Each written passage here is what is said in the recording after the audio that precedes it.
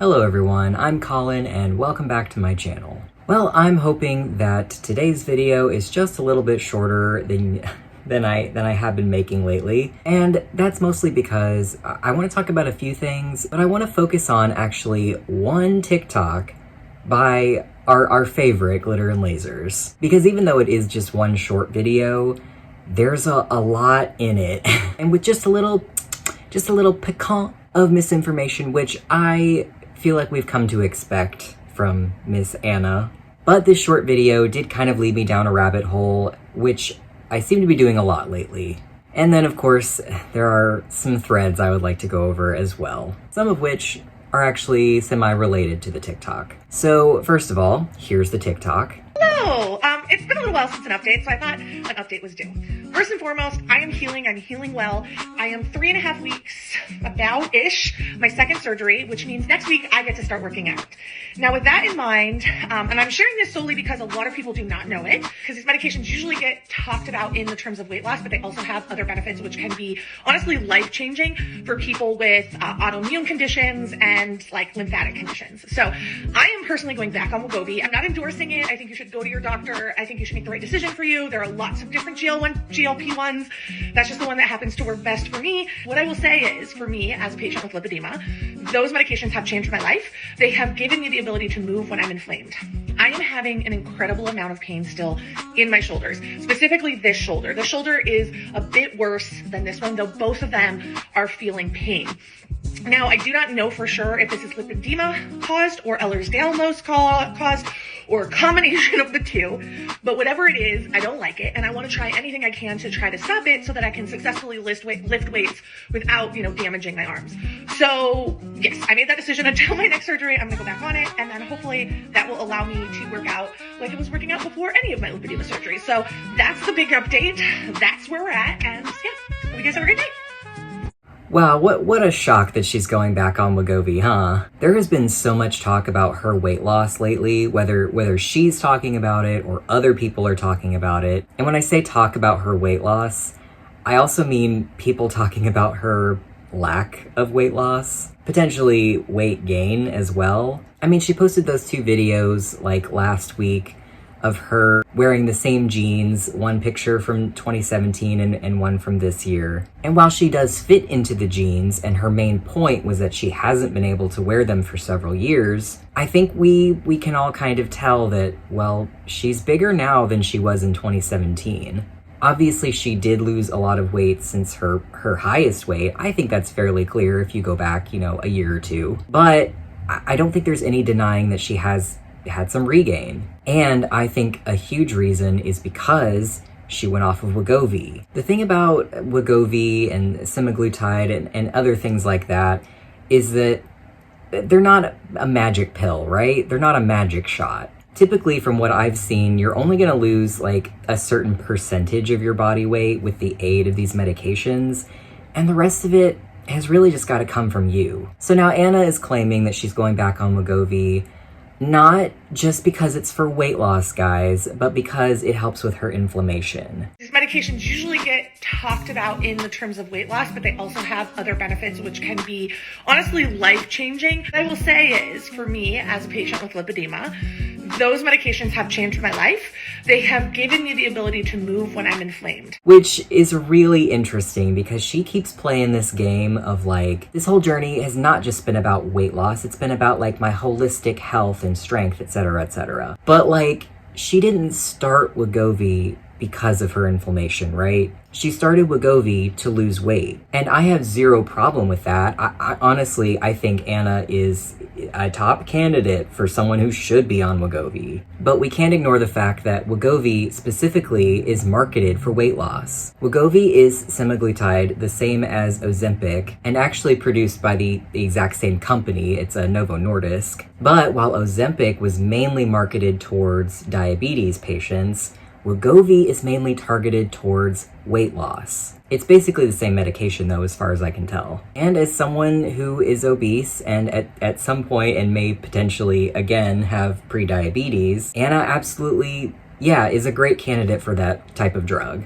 So obviously my issue is not the fact that she's taking Wegovy. My issue is the fact that she seems to be so disingenuous about it. I mean, let's not forget the fact that she kind of lied by omission in the first place by not admitting that she was on weight loss medication. Obviously, she didn't have to reveal that to anybody, but the issue was that she was heavily implying that the reason that she was losing weight was because she was working out so much. And I think all of us who have lost weight can tell you that you cannot out-exercise a bad diet. I'm sure a lot of you have heard that a million billion times at this point. And as much as she would like you to believe that you can get to her weight just from lipedema and not a calorie surplus, she is once again not 500 or whatever pounds of lipedema. And she's even admitted that the Wegovy did help her appetite. It's been really hard for me going off of Wegovy, which I had to do in preparation for the surgery. For me, Wegovy, yes, helped my appetite, but it also significantly affected my inflammation and pain. Which implies that she knows that she was eating too much. For the last 6 months, I've had a lot of trouble losing weight. My body's changed, but I haven't lost weight, and I had started to really punish myself for it, reducing calories further, working out more. It wasn't healthy. The Wegovy helped her appetite, but also she was only eating 1,800 calories. Explain me that, Anna. Explain me that. And I honestly just think it's laughable that she's like, I don't care about weight loss. I just care about, this inflammation issue. Which, yeah, there have been some studies that suggest that Wegovy does help with inflammation. From what I can tell, and I'll put some links in the description, but from what I've read, it basically targets inflammation in the brain and not in the actual affected body part, which I think is really fascinating. So I don't doubt her claims that Wegovy did help with her pain and inflammation. I think that's very possible and even probable. My issue is, well, obviously, number one, that she seems to be protesting too much about the weight loss aspect of taking Wegovy. But number two, here's where I feel like some of the misinformation is coming in. She talks about having pain in her shoulders. I am having an incredible amount of pain still in my shoulders, specifically this shoulder. This shoulder is a bit worse than this one, though both of them are feeling pain. Now, I do not know for sure if this is lipedema caused or Ehlers-Danlos caused, or a combination of the two. And she doesn't know whether the pain is coming from lipedema or Ehlers-Danlos syndrome. Now, we have heard a couple of mentions of Ehlers-Danlos so far, and I will say there are a couple of studies that suggest that hypermobile Ehlers-Danlos could be comorbid with lipedema. And there could be a few reasons for that, one of them being Ehlers-Danlos is actually just an umbrella term for a bunch of different genetic connective tissue disorders. And there's an argument that lipedema could be a similar type of condition, and it would make sense that potentially a lot of lipedema patients also have hypermobile EDS. The problem with that is, number one, that's not like a proven thing, and number two, she hasn't been assessed for EDS yet. In the comments of this TikTok, she mentions that she wants to get a genetic test to determine for certain that she has EDS, but that her doctors are fairly certain. And I just have to wonder which doctors we're talking about here, because, one of the ones that has mentioned EDS, as far as we know, is Dr. Amron. And, I think we've established at this point that we can perhaps take what he says with a grain of salt, perhaps the whole shaker. That's really the primary thing going on, looseness of connective tissue. You've got leaky lymphatics, fragile capillaries, hypermobility, Ehlers-Danlos, which is a connective tissue disease, leaky gut syndrome in a lot of patients. So if he's the one that suggested to her that she has EDS, sure, you know what? I'm glad she's seeking an official diagnosis elsewhere at least. But here's the problem. Hypermobile EDS, much like lipedema, is a completely, entirely clinical diagnosis, meaning that there is no genetic test. There is a genetic test for, I believe, all of the other types of EDS, but the hypermobile subtype of EDS, there is no test for it. One of the screening tools for hypermobile EDS is something called the Baton score. It's kind of a point system where it measures the hypermobility of certain joints, and there are 9 joints on the scale. 1 for each thumb, 1 for each pinky, 1 for each elbow, 1 for each knee, and 1 for the spine. So say if your elbow hyperextends, that's a point. If both elbows hyperextend, that's 2 points, and so on and so forth. Usually for adults who are not elderly, a score of about 5 out of 9 can suggest you may have hypermobile EDS. That's not the only diagnostic criteria, but it is a tool that is used. The problem with the Baton scale, though, is it's kind of debated in the scientific community. There are a lot more joints that can be affected by Ehlers-Danlos. For example, a lot of people have issues with their shoulder being hypermobile, and it can be extremely painful and problematic for their everyday life. But that doesn't count. It has to be the knees, the elbows, pinkies, thumbs, spine. But there are so many other joints. You understand what I'm saying? And also some of the joints that are included in this score are ones that can be also trained. Oftentimes you'll see like ballet dancers and gymnasts who are able to kind of hyperextend their joints because they train their flexibility. So not only is the score missing people because it doesn't count all of these really important joints like the shoulder, but it's also potentially capturing people it shouldn't be capturing, like gymnasts and ballet dancers. Not to mention, there are certain injuries that can cause certain joints to hyperextend. And, well, one of those injuries can be morbid obesity. Oftentimes you can see, the weight will kind of wear on your knee joints and they will hyperextend the wrong way just because of weight and chronic injury to them. And I'm not saying, right here, listen to me when I say, I am not saying that Anna doesn't have hypermobile EDS or any other type of EDS, because I'm not a doctor, I'm not a professional. But what I am saying is, if someone like Dr. Amron is just using this Baton score to assess Anna for EDS, and I believe there is some evidence that suggests he might be, then I would say, yeah, I'm glad she's trying to seek a formal diagnosis elsewhere. The problem is, though, like I said, there is no genetic test for specifically the hypermobile subtype of EDS. So, I don't know. I hope she gets some clarity on that. The other kind of troubling part of this video is when she, emphasizes the fact that she doesn't know whether her shoulder pain is coming from lipedema or Ehlers-Danlos. So you're telling me that your doctor prescribed you Wegovy for pain without knowing where the pain is coming from. I don't know, ma'am. I don't know. That sounds a little sus to me. Here's my other issue with that too. Why are those the only 2 options? Anna has been criticized for a very long time at this point, ever since she decided to be a fitness queen, that she has poor form. And, I'm not really one to talk on form because, well, I get most of my exercise from walking, if you couldn't tell by the everything about me. But I have seen plenty of other fitness professionals criticize Anna's form. And I don't know, it doesn't take a genius to look at her and say, that looks potentially dangerous and or painful. I mean, I think we've seen her do a lot of exercises at this point that could harm her shoulder joints. She's doing things like modified push-ups. We've seen her do planks. We've seen her throw basketballs over her shoulder, which the overhead throw is kind of bad for your shoulder. We even saw her lift a dude and hold him over her shoulders. Why is that not potentially a cause of your shoulder pain, Anna? And also, lipedema, she tries to say in the comments, I saw her say this in the comments, someone said, oh, lipedema can cause joint pain too? And she's like, yeah, it can because of the fibrosis around your joint. From what I've seen, and y'all know I have been doing a lot of research, and again, not an expert, but I have read a lot. And one of the hallmarks of lipedema is specifically pain within the fat tissue itself. I don't know, it feels like a lot of misinformation within a 2-minute video. I don't know, I also think it's really interesting how she mentions I want to go back to the way I was working out before I had these surgeries. Wasn't the main issue that she was having pain that prevented her from being mobile and exercising? Wasn't that the whole reason that she had these surgeries? It's so bizarre.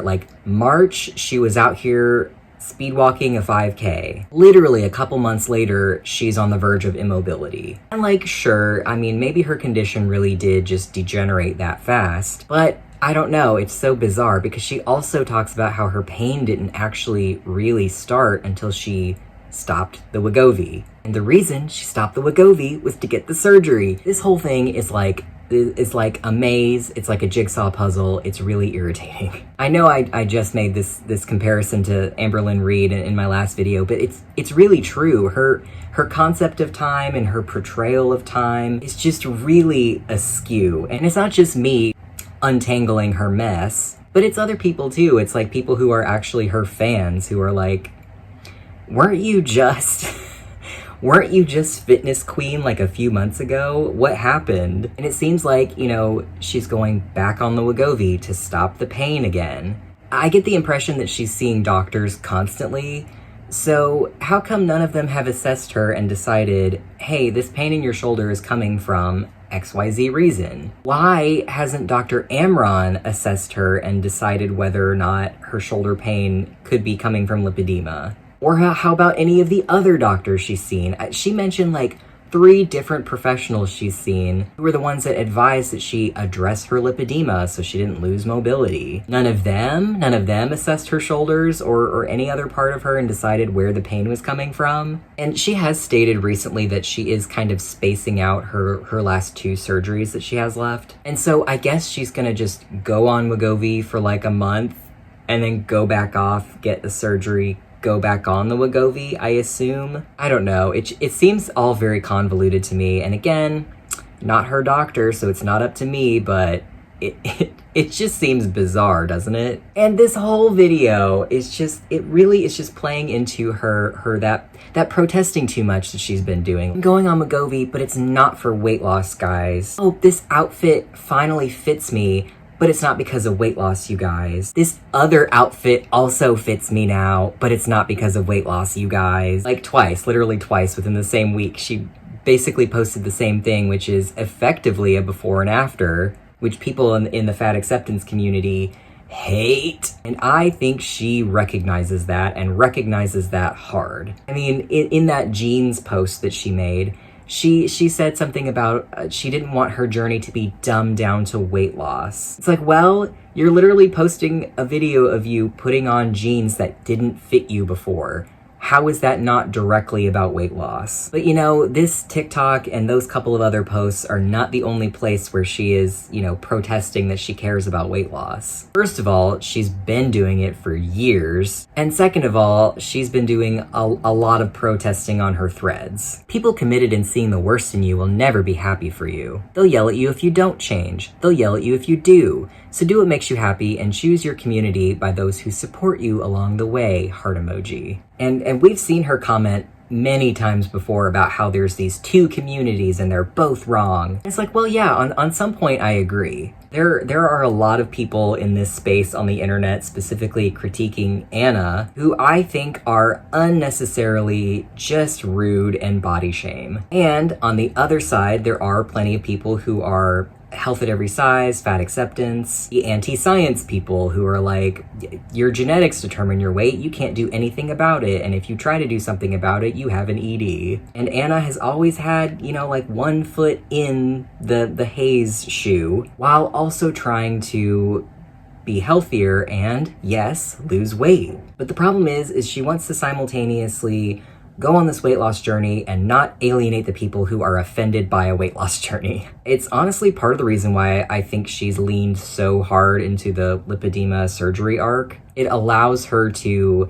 get weight off of her without, number 1, committing to actual natural weight loss that requires, you know, hard work, calorie deficit, etc. But also it kind of gets her off the hook for wanting to lose weight. She has to lose weight because she has this condition. Well, morbid obesity causes a lot of conditions. She's trying to insist that this condition is causing her morbid obesity. And number 1, no. But Number 2, interesting kind of get out of jail free card, isn't it? So basically in this thread, she is once again both mad at the fitness community and the fat acceptance community. And she has another thread from a couple of days ago, and today is September 4th, by the way. I am pretty at any weight, and if you can't see that, you simply are choosing not to see me. And like on a surface level, yeah, I can't even disagree with that. I also support, everyone feeling confident in themselves. One thing I've ever agreed with Amberlynn Reed about is that once she said, she doesn't believe at health at any size, but she does believe at beauty at any size. And yeah, I'm inclined to agree. But I think she posts things like this specifically for those people in her audience who are health at every size, fat acceptance, etc. She can't be too happy that she's losing weight, right? This one also is from last week, but she's pinned it to the top of her threads, naturally. The creepiest thing about losing weight in the public eye is the alarming amount of men who are emailing me to tell me they won't be attracted to me if I lose any more weight. I don't exist to be attractive for you.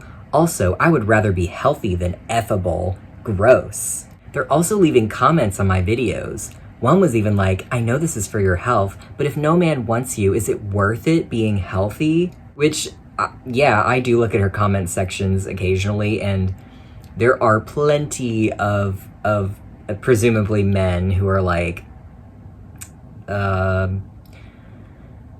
Tommy Salami coded, we'll just say. Yeah, they're gross. That just people online in comment sections are in general gross. But there's also one response that I think is interesting. Someone replied, WTF, and Anna responded to that.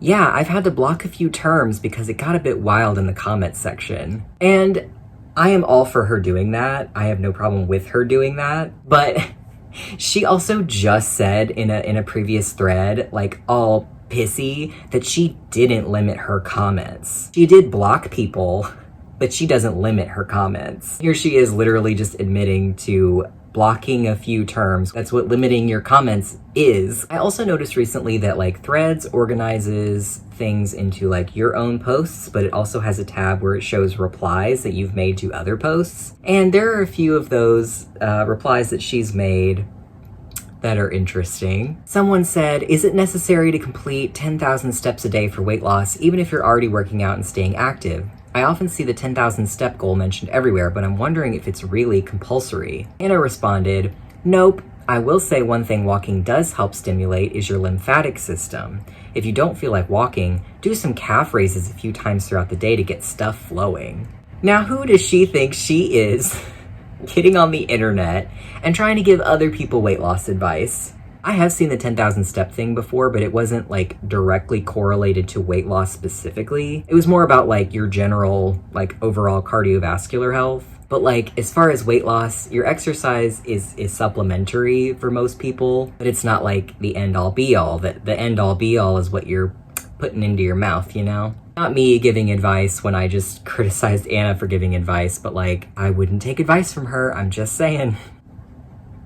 Someone said, what worrisome trend in society are you beginning to notice? And Anna said, trauma for clout.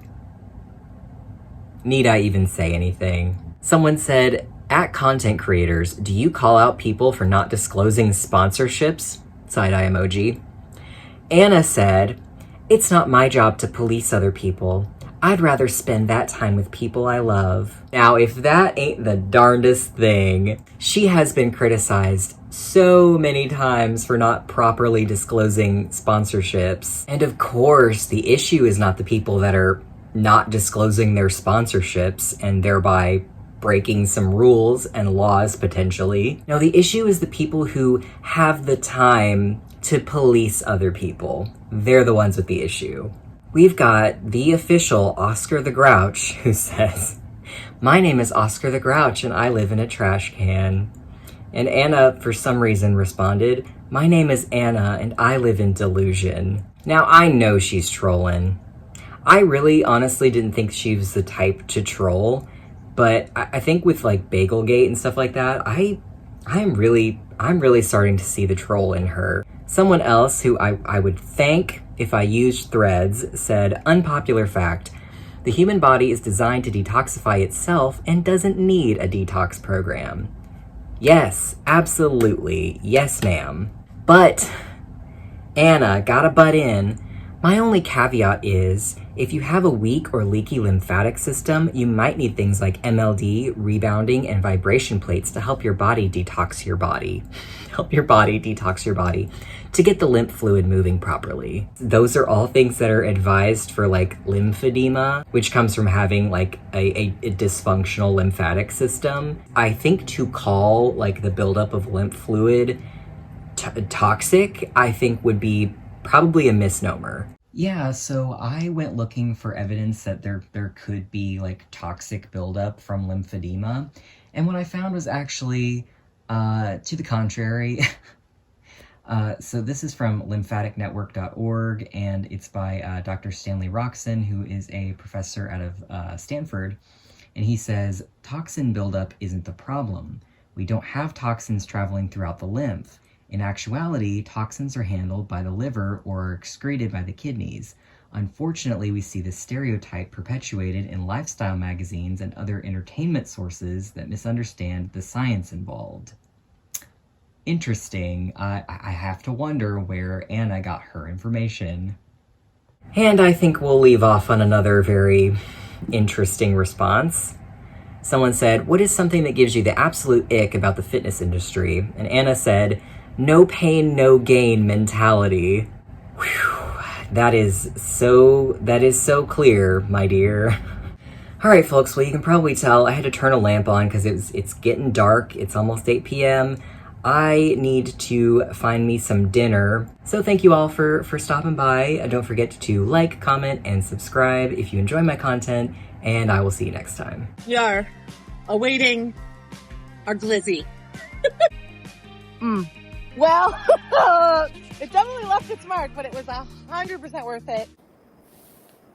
Oh, I got my shirt so dirty. You guys are gonna hate me.